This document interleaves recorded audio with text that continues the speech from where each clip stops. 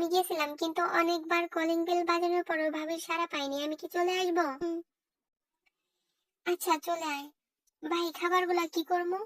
খালাই দে, আর নয়তো রাস্তার কোনো কুত্তা থাকলে দিয়ে দে। বলেই কল কেটে দিয়ে হাতে থাকা সিগারেটের শেষ একটা টান দিয়ে ফেলে দিল জাঙ্কুক। সকালবেলা বাড়িতে তের সাথে ঝগড়া করে বাড়ি থেকে বেরিয়ে সোজা কাজের সাইডে এসেছিল, যে পোলাপান কিভাবে কাজ করছে দেখার জন্য। কয়েকদিনের ঝামেলায় প্রায় 4-5 দিন ধরে আসতে পারে না। এখানে এসে মন বসছে না। একটু পর পর বউয়ের কথা মনে হয়ে অস্থির লাগছে। তাছাড়া কাল থেকে তে না খাওয়া, এর উপর কম ধকল যায়নি তো। তাই তো ছেলে পেলে দিয়ে বাড়িতে এই নিয়ে 3বার খাবার পাঠিয়েছে। তে বাড়িতে দেখে বলেছে বাইরে থেকে কলিং বেল বাজিয়ে সারা পেলে ভেতরে যাবে। যতই হোক, বাড়িতে যখন বউ আছে তার আগের মতো তো আর ছেলেদের ভেতরে ঢোকার পারমিশন দিতে পারে না। না, এখন আর তার সহ্য হচ্ছে না। যে গাড়িতেরা মেয়েকে ভালোবেসেছে তার হাড় মাছ চিবিয়ে না খাওয়া অব্দি কি ক্ষান্ত হবে ভেবে উঠে বাইক নিয়ে বেরিয়ে পড়লো জাঙ্কুক। বাড়ির মেন দরজা খুলে ভেতরে ঢুকে চারপাশে তাকালো। যেভাবে রেখে গেছিল সব সেভাবেই আছে। শালার বিয়ে করেছি, কিন্তু বাড়িতে নতুন বউ বন্ধু কেন আসছে না? দ্রুত পায়ে সিঁড়ি দিয়ে নিজের রুমের দরজা খুলে ভিতরে ঢুকলো জাঙ্কুক। না, তার তেরা বউ এখনো সেই আগের মতোই আছে। যেভাবে রেখে গেছিল, এক চুলো নড়েনি, ফ্রেশও হয়নি। জাঙ্কুক কিছু না বলে ওয়াশরুমে গেল। তে তাকিয়ে দেখলেও কিছু বললো না। কিছুক্ষণ পর বের হয়ে থেকে কিছু বলতে না দিয়ে আচমকা চাদর শুদ্ধ তুলে তুলে নিয়ে ওয়াশরুমে ঢুকে পড়লো। স্যার, স্যার, স্যার, ধরবি না আমায়, স্যার। জাঙ্কুক শোনো না, বাথটবের কুসুম গরম পানির মধ্যে বসিয়ে দিল। কিন্তু তে উঠতে চাইলে, সুন্দরভাবে গোসল করে বাইরে আসুন, নয়তো আমি ফ্রেশ করিয়ে দিতে গেলে আপনার জন্য শুভকর হবে না। তোর মতো জানোয়ারের ছায়া থাকলে কোনো কিছু এমনিতে শুভকর হবে না। জীবন আর কি বাকি আছে? সবকিছু তো নিজের হাতে শেষ করে নিজের রেপিস্টের কাছে নিজেরাই তুলে দিলাম। আপনি মানুন আর না মানুন, এই রেপিস্টের বাম পাঁজরের হাড় দিয়ে আপনাকে বানানো হয়েছে।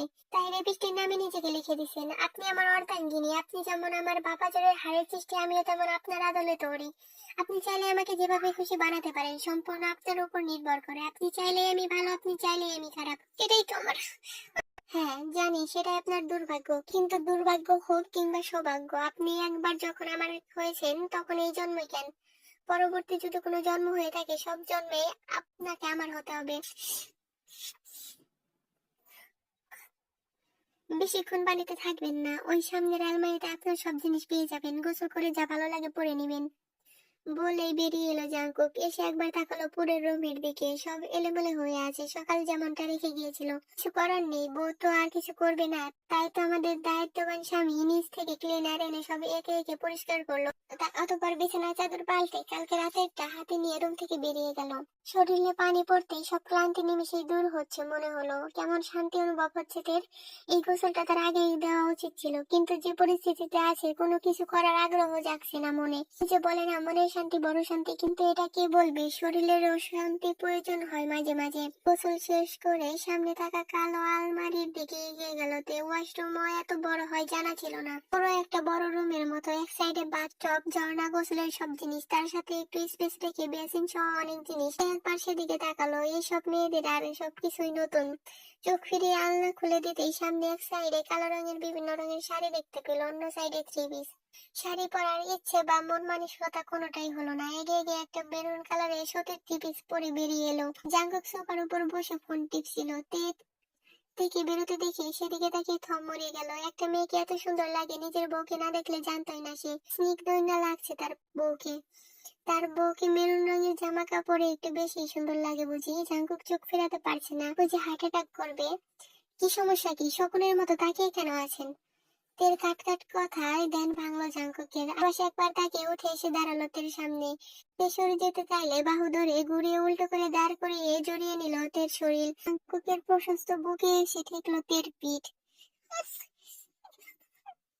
কি করছেন কি? সবসময় চিপকে না থাকলে কি আপনার চলে না? আপনার বলছি, গোসল করেছি আমি, আপনার শরীর দিয়ে গন্ধ বের হচ্ছে। তের কথায় জাঙ্কুক ছেড়ে দিয়ে সরে দাঁড়ালো। অতঃপর কিছু না বলে দ্রুত বড় বড় পা ফেলে ওয়াশরুমে ঢুকে গেল সে। এদিকে তে তাকিয়ে দেখলো, মনে মনে ভাবলো সে কি একটু বেশি করে ফেলেছে। পরক্ষণেই নিজেকে তীব্রভাবে শাসালো। মোটেও বেশি বেশি করেনি। এই লোক এগুলো পাওয়ারই যোগ্য। তে চোখ বুলালো একবার পুরো রুমে। না, সব গোছানো আর পরিপাটি। বিছানার চাদর, সোফার সবকিছুই পরিষ্কার। ভাবতে ভাবতে গিয়ে দাঁড়ালো আয়নার সামনে। আয়নায় নিজের প্রতিবিম্ব দেখে তাকিয়ে রইলো বেশ কিছুক্ষণ। চোখের কোণে কখন যে পানি এসে জমা হয়েছে বুঝতেও পারিনি। মা বাবা আর ভাইয়ের কথা ভীষণ মনে পড়ছে। এবার ঠিক আছে নাকি দেখেন তো ম্যাডাম। সে পিছন থেকে জড়িয়ে ধরে চুলের মধ্যে নাক ডুবিয়ে কথাটা বললো জাঙ্কুক। নিজের ভাবনায় এতটাই মশগুল ছিল যে কখন যে এই লোকে এসে পাশে দাঁড়িয়েছে বুঝতেই পারেনি। আপনি এখন ছাড়তে বলবে না বউ? গোসল করে এসেছি, একটু গন্ধে নেই, বিশ্বাস না হলে শুকে দেখো। ওয়াক্সি, দূরে শুনুন তো, আমি আরো ভাবছিলাম কি না কি। আপনি জন্মত মানের বেহায়া, বলে যাই কি করে? বউয়ের কাছে সব বউ হয়ে কি করব? পরে দেখা যাবে দাদার বয়স হয়ে যাবে, কিন্তু বাবা ডাক শুনতে পাবো না। তাছাড়া আপনার কাছে বেহায়া কেন? পৃথিবীর নিম্ন স্তরের পদবী গ্রহণযোগ্য। বলে আবার মুখ গুজরাতের চুলে। কিছু বললো না। জাঙ্কুকের ভালোবাসা তার কাছে কাটার মতো লাগছে। জাঙ্কুক কতভাবেই না সম্পর্কটাকে ঠিক করার চেষ্টা করছে, কিন্তু ওই যে বলে না, মানুষ একবার মন থেকে উঠে গেলে সহজে জায়গা পায় না। আর যেখানে তের বাসায় তার জীবন জাহান্নাম বানিয়েছে এই লোক। ছাড়ুন। নড়ে না বউ। আচ্ছা এখানে বসেন দেখি, বলে ড্রেসিং টেবিলের সামনে বসিয়ে দিল থেকে। এরপর ড্রয়ার থেকে হেয়ার ড্রায়ার বের করে নিজ হাতে চুল শুকিয়ে দিতে লাগলো। তাকালো একবার জাঙ্কুকের পরনে একটা সাদা টাওয়াল, যেটা এখন কোমরের নিম্নাংশ পর্যন্ত নেমে আছে। চোখ ফিরিয়ে নিল, অনমনে জিজ্ঞেস করে বসলো, বিয়ে করেছেন কয়টা? ঘরে মেয়েলি এত জিনিসপত্র নাকি গার্লফ্রেন্ড নিয়ে থাকতেন? এই তো বইয়ের মতো কথা। কে বলছে আমার বউ আমাকে নিয়ে সিরিয়াস না? এই যে ঘরে মাইয়া লোকের জিনিস দেখা মনে মনে জ্বলতাছে। ভাব মারাই কি জ্বলতাছে আপনার নানি? তা বললে আরেকটা শুনিয়ে দেওয়ার মতো পচা মাথা নিয়ে ঘুরেন কেমনে? রাগ করে না বউ, সবকিছুই আপনার জন্য কেনা। আমি জানি না তো কি কি লাগবে, তাই স্টাফকে বলেছিলাম মেয়েদের কি কি লাগে সব দিতে। ওই সেরি এগুলা ধরিয়ে দিয়েছিল, কিছু কম হলে জানাই না নিয়ে দেবো। তে কিছু বললো না। এই যে তের কি এখন উচিত না আর পাঁচটা বইয়ের মতো স্বামীর এরকম সোহাগ পেয়ে আহ্লাদে গদগদ করা? এরকম যত্ন কোন মেয়ে না চায়? কিন্তু তে তো চায়নি সব, একটা সাধারণ সুন্দর জীবন চেয়েছিল। পড়ালেখা করে বাবার মুখ উজ্জ্বল করতে চেয়েছিল, ছোট ভাইটাকে মানুষের মতো মানুষ করতে চেয়েছিল, কিন্তু এসব স্বপ্ন তো এই লোকটা ভেঙে দিয়েছে। কি করে নিজের জীবন নষ্টকারীকে ভালোবাসতে পারে সে? ঠিক আছে, এবার লক্ষ্মী বউয়ের মতো উঠুন তো, টেবিলে খাবার দিয়েছি, খেয়ে নিবেন। আমার খাওয়া না খাওয়া নিয়ে আপনাকে চিন্তা করতে কে বলেছে? হবে না আপনাকে চিন্তা করতে। আমার জীবনটা শেষ করে এখন আসেন খাওয়াতে? সরি, আপনি আমার বিবাহিতা স্ত্রী, যাকে তিন কবুল বলে হালাল করে নিয়েছি। আপনি মানুন আর না মানুন, আমি আপনার স্বামী, আর স্বামী হিসেবে আমার দায়িত্ব আপনার খেয়াল রাখা। আমাকে পছন্দ নাই করতে পারেন, খাবারের উপর রেখে থাকবেন না। আর কিছু বলতে পারলো না। আয়নায় তাকিয়ে দেখলো জাঙ্গ কালমায় থেকে ট্রাউজারের একটা কালো গেঞ্জি পরে বের করে পরে নিচ্ছে। চোখ ফিরিয়ে নিল, নিচে যেতে আশেপাশে তাকালো, তো বিশাল ড্রয়িং রুমে কাউকে চোখে পড়লো না। জাঙ্কুকোর আগে আগে হেঁটে গিয়ে কিচেন থেকে পানি এনে রাখলো টেবিলে। তারপর তের পিছনে গিয়ে চেয়ার টেনে বসার ইশারা করলো। কি হলো, বসছেন না যে? স্বামীর কোলে বসে খাওয়ার ইচ্ছা হয়েছে নাকি? এই লোককে বিশ্বাস নেই। এখন চেয়ারে না বসলে দেখা যাবে সত্যি সত্যি কোলে বসিয়েছে। এর থেকে ভালো বসে পড়া। তাছাড়া 2 দিন ধরে না খাওয়া, ক্ষুধায় পেট চোচো করছে। তে বসতে জাঙ্কুকে গিয়ে দিতে লাগলো সব খাবার। তে একটু অবাক হলো, এখানে প্রায় সব খাবার তের পছন্দের। দেখেন তো খাবারগুলো পছন্দ হয়েছে কিনা। সে কিছু বললো না, চুপচাপ খেতে লাগলো। তেকে খেতে দেখে জাঙ্কুক আর কিছু বললো না। খেতে খেতে তাকিয়ে দেখতে লাগলো নিজের বউকে। খাওয়া শেষ হতেই সব গুছিয়ে রেখে তেকে নিয়ে পুরো বাড়ি ঘুরিয়ে দেখাতে লাগলো, কিন্তু সেদিকে তের কোনো মন নেই। বাড়িতে একবার কথা বলা উচিত। আর ফোনটা তো আনা হয়নি, একবার কি জাঙ্কুককে বলবে? কিন্তু কিভাবে বলবে? না, বলবে না, কথা বলবে না ওই বাড়ির কারোর সাথে। কিন্তু ভাইয়ের কথা বড্ড বেশি মনে পড়ছে আজ।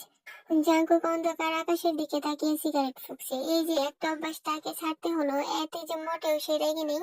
অন্তত একটা অজুহাতে তো বউ তাকে বলেছে এসব গু যেন বাইরে গিয়ে খাওয়া হয়। যদিও তার এত সুস্বাদু খাবারকে গালি দিয়েছে, কিন্তু সে মোটেও রাগ করেনি। বউয়ের কাছে সব মাপ। না, বউটা একা শুয়ে আছে, সে আবার দায়িত্ববান স্বামী, বউকে একা রেখে বেশিক্ষণ বাইরে থাকা উচিত না। সে ধানি লঙ্কা, যদি কোনো জিন টিন তার অবর্তমানে পটিয়ে নেয়, এ রিস্ক নেবে না একদম। তাই তো সিগারেটটা বারান্দা থেকে নিচে ফেলে দিয়ে আকাশের দিকে হা করে গন্ধ বের করে দেওয়ার বৃথা চেষ্টা করে রুমে আসলো। সেই পেছন থেকে থেকে জড়িয়ে ধরে গলায় নাক ডুবিয়ে দিল। দূরে শুনুন। কি করছেন কি? সুবিন না বলে দিলাম, অসভ্য লোক। ধরছে মেয়ে ছাতার মাথা, বিয়ে করছি ধরতে গেলে চ্যাত করে ওঠে। বলি আমি কি তোমার পাছায় হাত দিছি এমন করো? লাগাম টানো না সভ্য পুরুষ, আমার ভালো লাগছে না, সরো। জাঙ্কুক আর একটু পেঁচিয়ে ধরে মাথায় চুমু খেলো। সেটা দেখে তিনি নিজেকে ছাড়াতে চাই। ও, আমাকে এভাবে শুয়ে থাকতে দিন, ডিস্টার্ব করলে আমাকে সামলাতে পারবেন না। নড়বেন না একদম। বালিশ আছে, বালিশ আছে, ওখানে ঘুমান না, আমার উপর কি করেন? বালিশে শান্তি মিলে না বউ। তোমার এই নরম দুটো বালিশ থাকতে হয় অন্যের বানানো বালিশে মাথা রাখবো কোন দুঃখে? বলে মুখ গুজে দিল তের বুকে। তে জানে এখন কিছু বলে কোনো লাভ হবে না, বেশি করলে এখন কাছে আসতে চাইবে। এর থেকে ভালো এভাবে থাক। জাঙ্কুক ভাবেই জড়িয়ে ধরে ঘুমিয়ে গেল। তে ধরার প্রয়োজনও মনে করলো না। শুনুন, পরীক্ষা শেষ হলে আমাকে কল করবেন, আমি এসে নিয়ে যাব। পাকনামি করতে যাবেন না একা একা।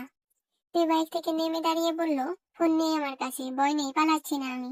আপনি না বললেও আমি জানি আপনি পালাবেন না, কিন্তু আপনার প্রতি আমার একটা দায়িত্ব আছে। পাকনামি না করে এই ফোন ধরেন, এখানে শুধু আমার নাম্বার দেওয়া আছে, পরীক্ষা শেষ হলে কল করবেন, আমি চলে আসবো।